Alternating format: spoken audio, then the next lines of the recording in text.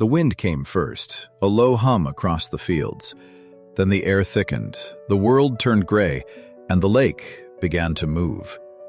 People thought the water had always been their neighbor, calm, generous, predictable. But that night, in 1928, the lake turned against them. No one in Florida had ever seen such a thing. A wall of water rose from Lake Okeechobee and swallowed entire towns. Mothers clung to their children, houses floated like toys, and by dawn, silence. The kind of silence that follows only when thousands of voices have vanished. This is not just a story about wind and rain. It's about how nature humbles us, and how human strength, compassion, and failure are revealed when the storm passes. Before the hurricane, the southern shores of Lake Okeechobee were peaceful and proud. Sugarcane fields shimmered beneath the sun. Migrant workers, many of them black laborers from the South and immigrants from the Caribbean, built lives in the rich muck soil. Belle Glade, Pahokee, and South Bay were small towns with big dreams. Children went to church on Sundays, men fixed levees and tractors, and no one imagined the lake as a threat. The levees themselves were little more than piles of earth, built by hand in the early 1900s. Locals trusted them. They believed the lake could rise and fall, but never rebel.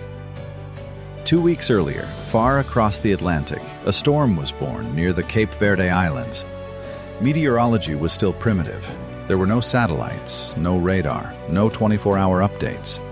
The storm grew in secret, feeding on the warm ocean like a living creature.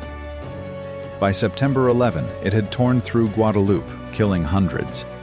Puerto Rico came next, roofs torn away, rivers overflowing, thousands displaced. It was already one of the most destructive storms the Caribbean had ever seen. Then, it curved toward Florida.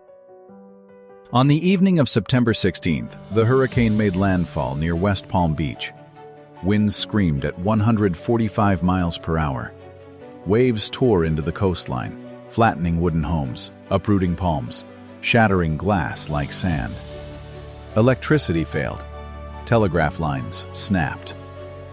Yet for those 40 miles inland near Lake Okeechobee, the real danger was still coming.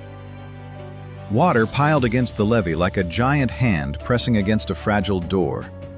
And when the wind shifted, the hand reversed direction, smashing that door from behind. The earthen dike collapsed. A black wave rushed outward, 6 meters high, moving faster than a man could run. In the darkness, a woman named Sarah Williams, a farm worker, wrapped her baby in a quilt and ran toward a wooden barn. She never reached it. Rescuers later found her a mile away, still holding the child. A boy named Luis, only 9, clung to a cypress tree all night. He said the water was filled with debris, cows, and pieces of homes. The moon was gone, he remembered. Only lightning showed the faces in the water. Many of these stories survived because local pastors and Red Cross volunteers wrote them down days later. They tell us not just what happened, but what it felt like to lose everything in one night. When dawn came, the lake was silent. Where farms once stood, there was only mud. Palm trees bent like broken crosses. The air reeked of stagnant water and diesel. Search parties formed quickly, men in boats dragging poles through the flood. The bodies they found told the scale of the tragedy. 2,500 people dead, maybe more. Entire families gone, many buried in mass graves because the heat came fast and the ground was too wet for proper burials. Recovery revealed a cruel truth. Most of the victims were poor black workers and Caribbean migrants. Their homes were the weakest, their land the lowest, their warnings the faintest. When the flood came, they were trapped. And even in death, inequality persisted. White victims were often given individual burials. Black victims were laid in mass graves near West Palm Beach and Port Mayaca. Decades later, monuments were finally built to acknowledge that injustice. In the weeks that followed, survivors faced a choice: flee or rebuild. Many stayed.